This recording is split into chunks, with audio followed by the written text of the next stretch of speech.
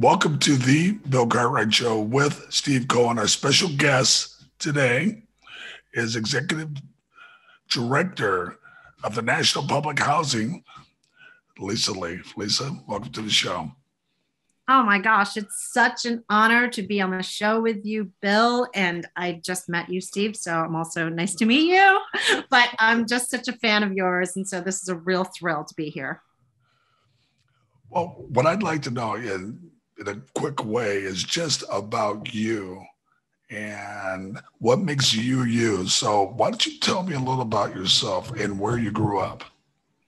Thanks. Yeah, that's such a great question because, in my work, I'm always saying that personal stories challenge the mainstream narratives that are told in our country over and over again, which are so often the stories of just like white, wealthy men. And so I'm definitely not that. I am an Asian American woman who grew up the daughter of two immigrants who came to the United States to seek more opportunities. And they were both from China, my mom, Lydia Lee, and my dad, Ju-Ming Lee. And just as a side note, when he came through Ellis Island, they sort of asked him what his name was. And he said, Ju-Ming Lee. And they said, what? And he said, Ju-Ming Lee. And they said, what again? So they said, Jimmy Lee. And he goes, yeah, that's it. So he actually was Jimmy Lee for a really, really long time until he actually got to be around 65 years old. And he went in one day to change his license. And he was like, that's not my name. My name is Ju-Ming Lee. And he became Ju-Ming Lee again. So it's sort of a beautiful reclaiming of his identity. But that sort of mirrors my life, where they came to the United States, like a lot of other immigrants, like way overeducated, seeking opportunity, but didn't speak English. And so my mom was a sort of famous young poet in Taiwan. And when she came to the United States, she didn't know the language. And so she just became an accountant because numbers were kind of a universal number. And sometimes people wonder why there are so many Asian people or immigrants who are in the math or in accounting fields and working with numbers. And it's not because they're naturally good at math. I have a shirt that says, I suck at math, but it's because that was the language that they could actually talk in. And so they came, they ended up settling in Poughkeepsie. My dad was an engineer for IBM, and Poughkeepsie was a gigantic IBM sort of plant at that time. And even when I was little, I didn't even know there were any other jobs. I just thought everybody worked at IBM. And they brought us up pretty traditionally in the sense that we ate Chinese food every single day. I remember I remember going to a friend's house once and having Wonder Bread and just thinking, what is this magical food? Because I just grew up eating rice all the time, And so it was a very traditional background that way. I went to Sunday school all day. That was Chinese school. We weren't allowed to date, anybody who wasn't Chinese, all those kinds of things. But they were also really committed to us being successful in America. And so things like museums and arts and culture were really important for them because it was like a way as Americans and to be more white, I guess. And so we also spent our weekends driving into New York City and going to, museums because my dad was an IBM employee, so he could get into free for, the Metropolitan and everything. And I got to see, the ballet and all of these things because they really felt that was an important part of our background. So I grew up in Poughkeepsie, one of three daughters, and I'm the middle child. And that is really so much of who I am, is that sort of kid of immigrants who is always struggling to figure out what my identity is here in the United States. Yeah. Tell me what kind of kid you were in high school. And then as that took you to college, why did you make that selection? One, I was not a good student. And so, everybody, there was our high school, which was Spackenkill High School. I went to public school, and it was filled with, there were a lot of Asian kids because their parents also worked at IBM, and, our valedictorian, our salutatorian, they were all Chinese kids. And I was nowhere near that. So I was a very kind of B plus kid. And I loved learning, but I hated tests. I hated rules. And so I was constantly sneaking off, taking the train and going to New York City and exploring. Like, so I don't know if my parents even know it. So we won't let them listen to this part of the podcast. But, so I was just sort of a little bit rebellious. My older sister was a wonderful, like, sort of concert pianist, and she was just had A+ all the time. And so I would come into the class and they would say, "Oh, you're Tina's sister. You must be incredible." And they would just be like, "What? You're Tina's sister? Like, how could you be?" But, my parents really valued education, and that was one of the most important things. And so, my mom ended up working like many, many jobs, and my dad helping at night. We had a store at the mall where we sold, Chinese slippers and feather earrings. And then we opened up another store at a mall that was a picture framing store. So they were always working like 9 a.m. to 9 p.m. But it was so that we could go to college. And so the expectation was always that we would go to a good school. And so I ended up going to Bryn Mawr College, a women's college in Philadelphia. And I would say that's really where I became the other part of who I am today. It was such a fierce feminist and political college where all of a sudden I met people who were serious about learning, but not just about getting good grades. Like, they were curious, they loved the wonder of learning. And it was also a space that was protected from sort of the oppressive, sort of structures of patriarchy. And so, like, I was really allowed to just be who I was and to read and study. And that's where I fell in love with that place. And I also learned about politics, and how important what was happening in the world. It was the height of, I'm going to date myself. It was the height of the anti-apartheid movement. And so a lot of what we were reading and studying was all about how does this relate to Nelson Mandela's struggle and the struggle of people in South Africa. And, there was pushes to divest, the college from investments. And that was all really new to me, because when I was growing up in Poughkeepsie, I did not even think once about politics. I mean, it was sort of there was the height of the Cold War, but my dad is actually a staunch Republican back then, maybe even still now, like a lot of the people from China who were anti-communist, like, sort of adopted a kind of more Republican stance. And so my dad was more on that side.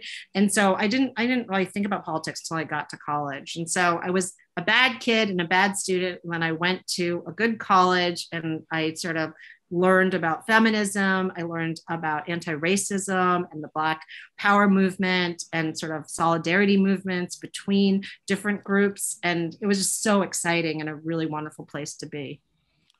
Talk about your next step, because your education continued, and why did it happen? Yeah, well, I thought I was going to actually become a pastor, like a religious. I was a religion major at Bryn Mawr, and I became really committed to liberation theology, this belief that the church and the Bible as a sacred text was actually filled with the stories of emancipation and how we actually create heaven on earth by feeding people and, making sure we end poverty. And so I actually really became serious about that. And so I was looking at programs of where to go. And so I actually got into a PhD program at Duke University, and I was going to do a PhD and also a divinity degree there. And the sort of, short story is I got to do also the hotbed of Marxist literary criticism. Fred Jameson, who's one of our leading Marxist literary critics, was there. I was in a German studies program because I loved the German philosophers and theologians. And I sort of found Marxist literary theory. And so I dumped the religion and I became a literary critic. And I ended up writing my PhD about a radical group of Jewish intellectuals called the Frankfurt School and their critique of capitalism, their critique of fascism. And so I sort of took a little bit of a left turn, literally and metaphorically, and that became my field. And it was an amazing time to be at Duke. It was, well, on one side, like, well, just I have to say that it was the years of Christian Laettner and Bobby Hurley. So there was like a lot of basketball that was happening at Duke. And so it was like an exciting college to be at because there was just a lot of excitement and community that was built around sports, but also it was a really rigorous space of reading and learning. And so that I spent 7 years at Duke getting my PhD. And that was like a whole other moment of my life and awakening, I'll say. So you're about to leave Duke.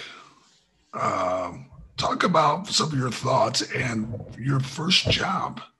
Yeah, that's a good one. Well, I mean, I was working ever since I was, 10 years old at my mom's store. So that's like, I've always was working. And because my parents like helped pay for education, but we didn't have a lot more. I always had multiple jobs, whether it was like as a home healthcare worker or like cleaning houses or things like that.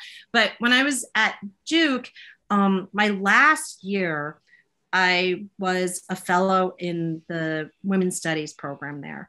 And it's one of the most prominent women's studies programs in the country. It was led at that time by an amazing woman named Jane Addams, who really believed in like the full human person who's studying. And that's really, it sounds weird to say that, but most universities really have a divide between mind and body. And that's why I sort of mentioned the Duke thing, which was really interesting because it was a place where like sort of intellectual activity is really valued, but also sort of physical activity was also really valued. And Gino Barr in women's studies also really believed that we shouldn't separate the mind and body and that we had to actually pay attention to like our whole physical beings. And so like, for example, when I was at Duke, my last year there, I actually was pregnant and this, I was in graduate school and, she was really like, you should take a nap. Like I was being paid to be a fellow there, but she was really worried about like my personhood. And it was the first time I had met like somebody who was so scholarly and, intellectually rigorous, who also was like, yeah, you have to take care of yourself as a human being. And so when I was there, I was a fellow in the women's studies program, and I helped to plan a conference, which was about domestic violence. And it was a really unique conference that brought together women who were surviving domestic violence and living in shelters, and also scholars of like 19th century domestic violence who were going through court cases, and people who were writing like fiction about domestic violence. And it was the first time that I had seen kind of the scholarly world really push up against the practice and the praxis world of people who were living and surviving domestic violence. And everybody who participated in this conference also said, this is so unique when the theory is meeting the action and we're recognizing that there's deep well springs of knowledge outside of the university of women who are survivors. And we really should be having more dialogue. And it was such a catalytic experience to be together in a place with theory and practice that I was like, I want to do this more and more and more all the time. And just as a side note, I don't want to spend too much time talking about this, but like at that time I was married to someone who founded a software company, and that software company went public. And so I didn't actually have to work anymore. There was like a moment of like amazing, like financial liberation. And so normally when you get a job, your first job out of college, you just go wherever there's a tenure track job. But I didn't have to do that. So I had the opportunity to think, what did I really want to do? And I thought, you know what? I want to create more opportunities where we bring together scholarship with activism. And that should happen for every single field that people are doing scholarship on. So I actually founded a nonprofit called the Public Square that was devoted to creating a more public square where universities and activist sites and media and everyday, normal like citizens of the world would come together and think about and sort of elevate the civic dialogue and the activism that was happening around these issues. And that public square became part of the Illinois Humanities Council. And it was like a really formative experience for me. And so I didn't really have a first job after school in that way. I founded this nonprofit, which was, the phrase public square was taken from a Cornell West saying where he said, we have to actually put the us back into the US and be thinking about how every institution should be on the public square. And I read that and I thought, oh, really need an institution that does that. And so that was like my first experience, was building a nonprofit that ended up, existing for over 10 years and doing really important convenings and bringing activists and scholars together. So that was really my first job. Talk about your journey into being a curator in Chicago, and then talk about the Jane Addams Hull-House. Yeah. Yeah, that was great. So when I did the public square, we would have events at some of the most important historic spaces and public halls in Chicago. And one meeting we had was at the Jane Addams Hull-House Museum's residence dining hall, which I learned had hosted W.E.B. Du Bois, Ida B. Wells Barnett, Susan B. Anthony, Frank Lloyd Wright, like all these people. It was this beautiful space, but it was really closed off and it was like hard to enter it. They wanted you to put little booties on your feet, because it was this beautiful space. And I was like, wow, I can't believe I've lived here for 10 years and I've never been in this space. Because as a cultural activist, I would get around and I was in a lot of places, but I'd never been into that space. And they said, oh, well, we're looking for a new director for the museum because we're trying to make the museum more public. It's been very much like a lot of museums where there's velvet sort of ropes. You're not allowed to touch anything. Everything is seen as really precious. It's this very sleepy historic house museum that has been doing a lot of good behind the scenes work, getting the collections and the objects and the archives together, but not a lot of people come. And at that time I was thinking, wow, I don't know who Jane Addams is, but I love the history of this space. And I really know something about how to make things public, how to challenge the privatization of everything that's happening now, and to make sure that people understand that these spaces belong to all of us and that a democracy depends on radical participation and openness and inclusiveness. And I think I could actually turn this place into like one of the most hoppin' hotbeds in the city, if not the nation. And they took a chance on me, which was incredible because when I went into my interview, I said something stupid like, oh, I love Jane Addams Hull. And they were like, that's not her name. Her name is Jane Addams. It's called the Hull-House. Like the guy who actually, owned the house is called Charles Hull. So I didn't know anything about Jane Addams at the time, but as soon as I took the job, I became, a devout student of progressive US history and learned that Jane Addams was America's first woman to win the Nobel Peace Prize, but she was also considered the most dangerous woman in America at one point. It had a very thick FBI file. And so as a curator, I was like, this is amazing. We should display her Nobel Peace Prize next to her FBI file. And we should talk about why people consider people who are committed to peace and considered to equality so dangerous, and so I was really committed to opening up that space and using objects to tell that story, because we had, Jane Addams's medicine kit, which could tell an incredible story about how women were consigned to bed rest and seen as nervous, and how women's health issues were never as important as women's health issues. Like we had paintings that could tell the history of LGBTQ history and sort of think about like how women were represented in paintings and in art. So I got really a quick crash course in using objects to tell stories, which is basically also what a curator does, which is to take material culture in history and say, what do we not know about this object? I want to preserve it. And an object can tell incredible stories, like a pencil can tell the story of the tree, that the wood and where it comes from, and, sort of a whole history of logging and lumber, and if you ask the right questions. And so I worked there for around 7 or 8 years, and with an incredible team of people, we really opened up Hull House, and it became a model for how museums can embrace social justice work. It can throw open its doors, become a space for activist groups to meet.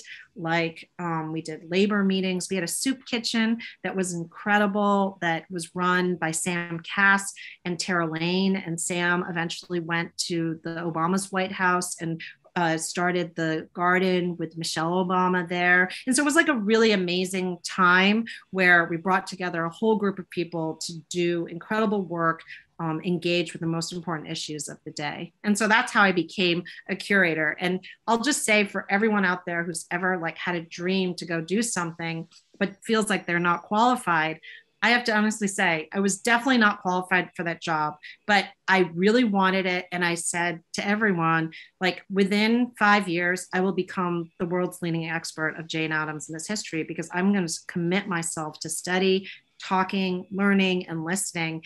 And, you know, that's what I did. And so through that time period, I became, you know, a progressive era scholar. I published, you know, countless essays about Jane Addams, and really popularized that history, which I still love and is so important to me today. That's incredible. So after that, you left there, and talk about that. Yeah. Well, I mean, two things. I took another detour, which is the Jane Addams Hull-House Museum, which is committed to telling not just her story, but the thousands of immigrants who came through that space and all the women who organized with her, is on the campus of the University of Illinois at Chicago. And so while I was there, people were seeing the work I was doing. And at that time, the art school was restructuring itself. And they came to me and said, would you like to consider becoming the director of the School of Art and Art History at UIC? Now, this is another really strange detour, because my PhD is in German studies, and I'm not an art historian or anything like that. But I also thought, wow, I really believe in the idea of a public university having an art school. My mother, and this goes back to her, like this idea of like who gets to be an artist in society, right? Like she was such an important poet in Taiwan, but because she didn't have the money, she didn't speak English, she came to the United States, and that was taken away from her.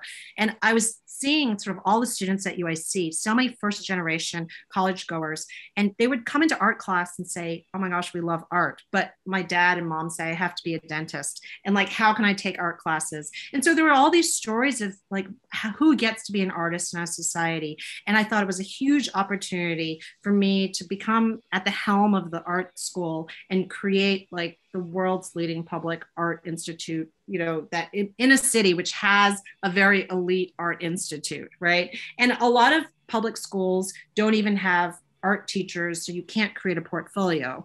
And in order to get into art school, you have to create a portfolio many times. So for example, at UIC, you don't have to have a portfolio to get in. You just have to have the desire to be an artist. And in your first year, you work with teachers who help you create a portfolio. And then that's the one that you actually submit to graduate from art school, right? So there's all these really incredible aspects. And there's amazing artists who teach at UIC who are committed to public education.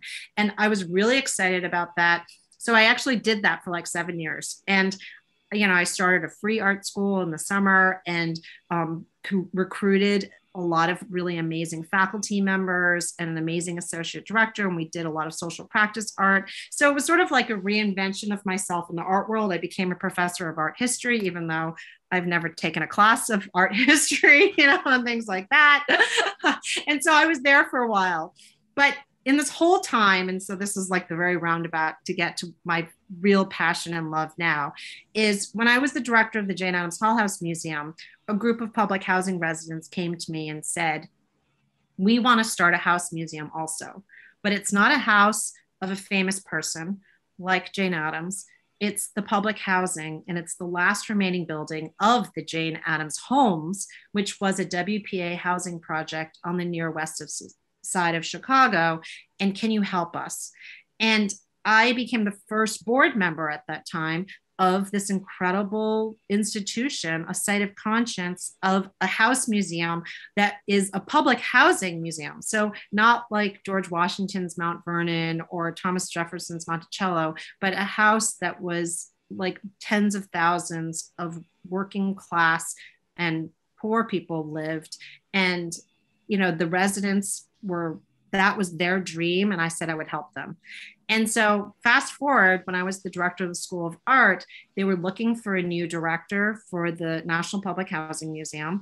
And they asked me if I would head the search for a new director. And I started as the chair of the search. And then pretty much like within a week, I said, you know what? I know how to do this job. I want to do this job. I want to help build this civic institution, which I think can challenge what a museum is, can challenge the understanding of how an institution can be an anchor institution for stakeholders like public housing residents, and can transform the every sort of definition of what we understand a museum to be in order for it to be the most inclusive, accessible, diverse, and equitable institution in the world. And so I left the art school and I became the director of the National Public Housing Museum, which is the job that I'm doing now. So talk about your biggest challenge with that, because wow, what an undertaking. Yeah. Well, there's a lot of challenges, but luckily there's a lot of people working on this project. And so the first challenge I would say is I did not grow up in public housing. And so that definitely it's not so much a hurdle as just something that I remind myself every single day. And going back to this idea of what I learned at Duke, that there's deep well springs of knowledge, both inside the academy and outside the academy. I take that with me every single day, where I realize there's a lot of scholars of public housing, there's historians of public housing, but there's also public housing residents with lived experience. And that's a really important knowledge, you know? And I like to always quote the great abolitionist Miriam Kaba, because we were at a book event once of hers, and she writes books about prison. And somebody stood up and said, hey, how can you do this work? You didn't go to prison. I've been in prison and I should be the one giving the talk. And she said, absolutely, you have knowledge and you can give a talk. It doesn't mean that you have an analysis of prison. And she's like, for me, I have an analysis, but I didn't go to prison. But together we can have like the full picture, right? And so for me, that's how I come to my work every day. So that's both a challenge and also just a recognition that who I am in my background and what is the knowledge that I bring, which is I know how to create an incredibly important museum, but I don't have that knowledge of what it means to have grown up in public housing. So that's one thing.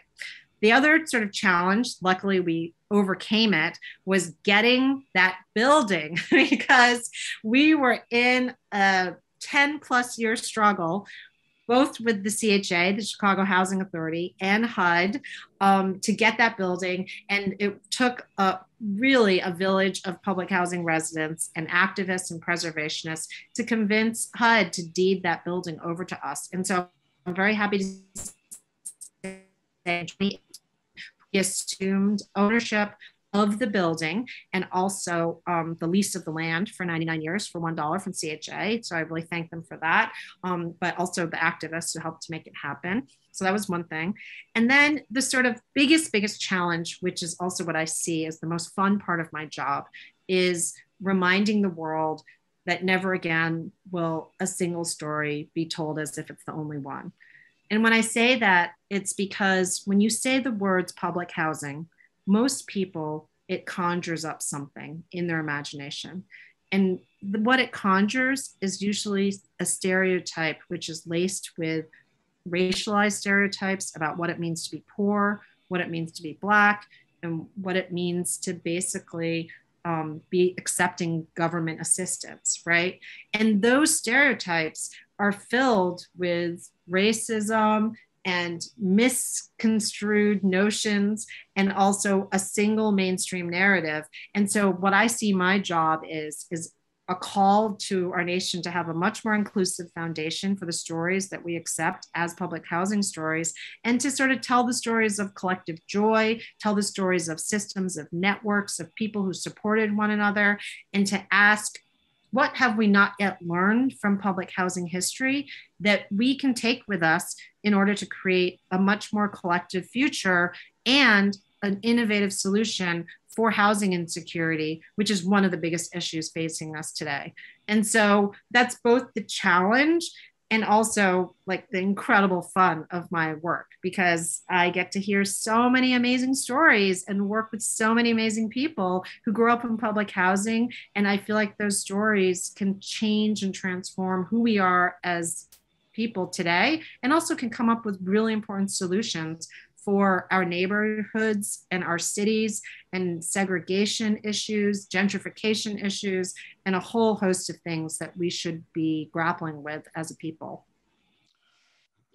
Okay, we got two things here. I know Steve wants to ask a question, and also Yeah. I think you have some audio that you wanted to play. I do. Thanks so much for asking. So, one of the things that the National Public Housing Museum does is we actually gather the stories of public housing residents through oral history. Now, in the museum field, mostly the objects that have been preserved are those of really wealthy white individuals, because in this country, museums and institutions of higher learning are the ways that the so-called 1% have really preserved their power and privilege. And so the objects of poor people are normally not saved, and the histories aren't written. And so oral history is a really important methodology that's used. And so we have an oral history training program that we train oral public housing residents in the media strategies and the tactics and how to ask questions. And when we gather those stories, we create podcasts, and we're on the radio in Philadelphia and other places. And so one of the stories that we've collected is from Gil Walker, who ran the CHA recreation program for a really long time, which was one of the leading sort of sponsors of Midnight Basketball, which was a really super cool program that he's going to talk a little bit in this piece that I'm going to play for you. Okay. It's called Play Ball, Sports and Athletics in Public Housing, from the National Public Housing Museums out of the archives. On behalf of the National Public Housing Museum, we thank you for tuning into our listening series, Out of the Archives. In each episode, we will share a diverse range of stories told by public housing residents, as well as those working in the field, from our oral history archive. Each episode features a different theme that responds to our mission: to preserve, promote, and propel the right of all people to a place where they can live and prosper, a place to call home. Stories make up the backbone of any culture. They tell us who we are and where we are from. They create empathy and understanding, and they allow us an opportunity to share our experiences and learn from the words of others. Stories in this archive lift up the voices of an oftentimes marginalized community and create a space for important conversations to happen. In this episode, Play Ball, Sports and Athletics in Public Housing, former public housing residents and housing authorities a range of stories about how late-night games of basketball would make a positive impact on communities, and how diligent practicing could be life-changing. The storytellers you will hear from include Olympic boxer of the Robert Taylor Homes, Leroy Murphy, James Purgatorio of the Jane Addams Homes, the former director of programs of the Chicago Housing Authority, Gil Walker, and former WA superstar of Monview Heights, Tanisha Wright. The stories span from 1943 to 1993.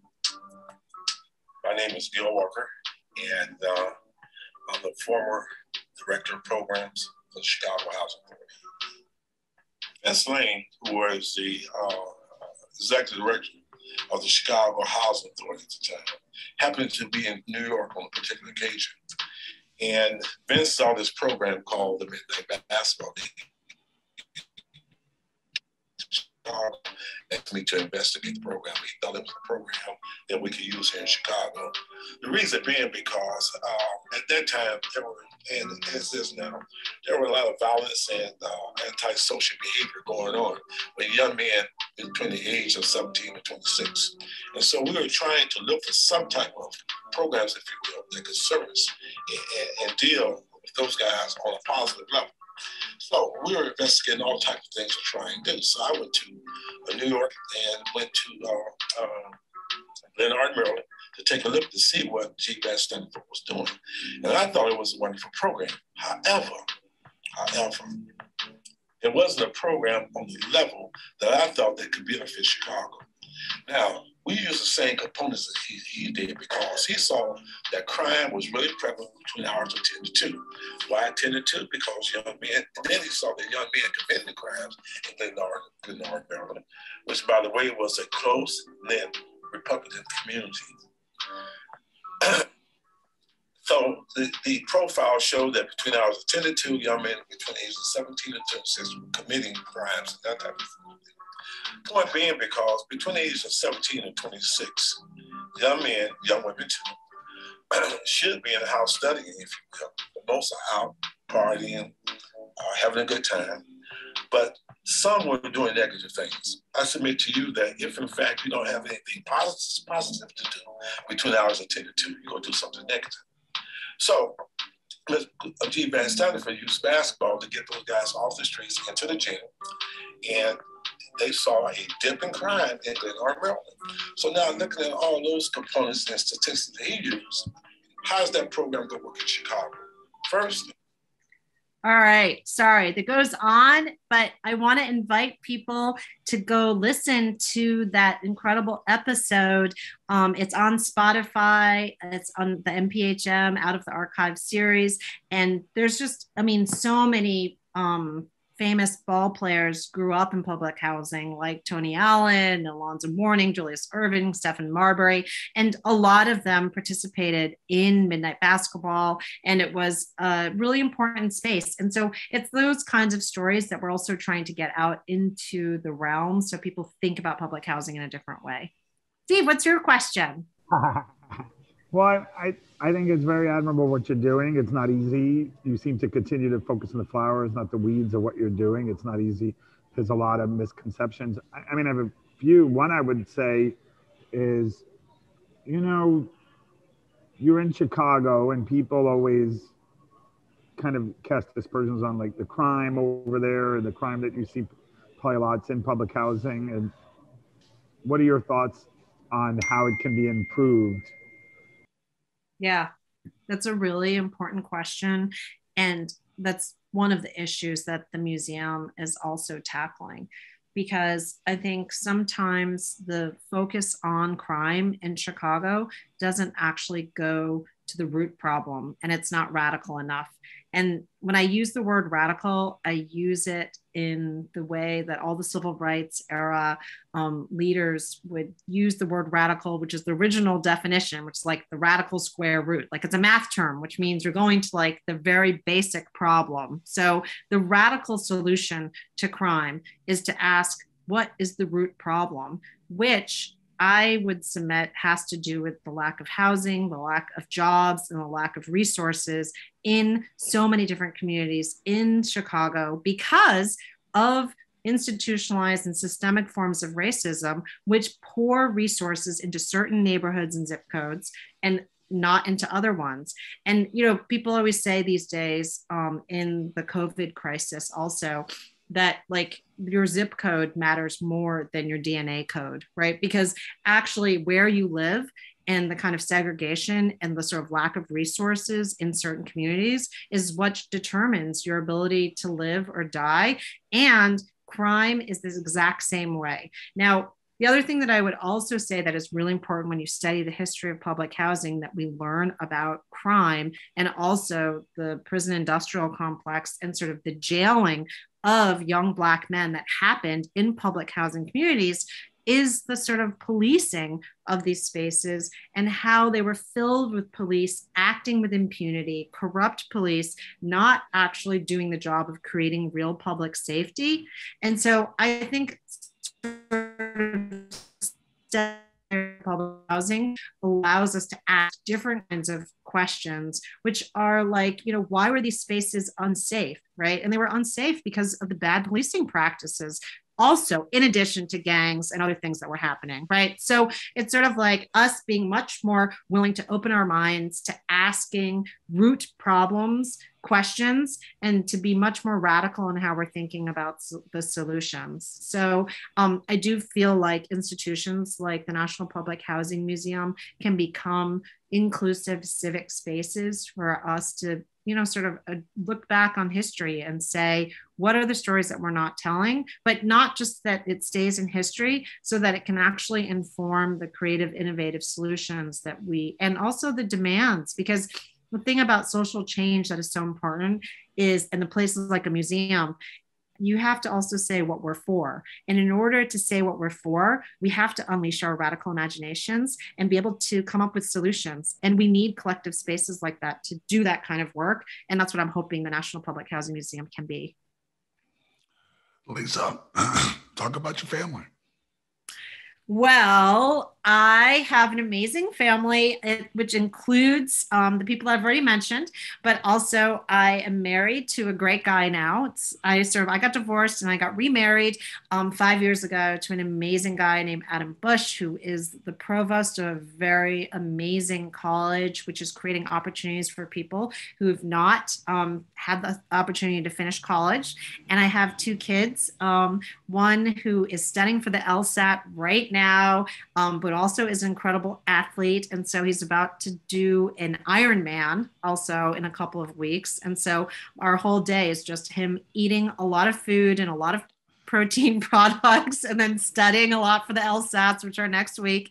And then I have an amazing daughter who's at Barnard. So I'm happy to say I have a daughter who's following in the women's college tradition, who's in New York and loves her studies. And she's also just like incredibly political and engaged in anti-racism work and fighting the prison industrial complex. And so, and then I'll just say one last thing, which is Chicago is an amazing space because there's so much chosen family. And so I'm also just like surrounded with a group of great activists and cultural makers and artists who I also consider so much part of my family. And I would say also the people I get to meet in my work, like you, Bill, who I'm very much consider a part of the National Public Housing Museum family as well. So yeah, it's a big, generous family with a lot of people. Lisa, we thank you so much for being on. Your journey has been incredible and amazing, and you're still doing phenomenal work. So thank you so much for being on. It's a pleasure for Steve and I to have you on, and we're looking forward to visiting you. Yes, please come to Chicago. I want to invite everybody to learn more about us at www.nphm.org. And we are in the final phases of our capital campaign to open up the museum in this last remaining building. So anybody who might be interested in helping us, donating their story of growing up in public housing to the archive, which is now supported by the Mellon Foundation and considered a leading community archive. I want to invite you to contact me and contact staff at the museum and to join onto our mailing list so that we have tons of programs also. So I want to meet all of you, and I really loved being on the program with you. Thank you so much, Steve and Bill, for doing this. Thank you. Congratulations.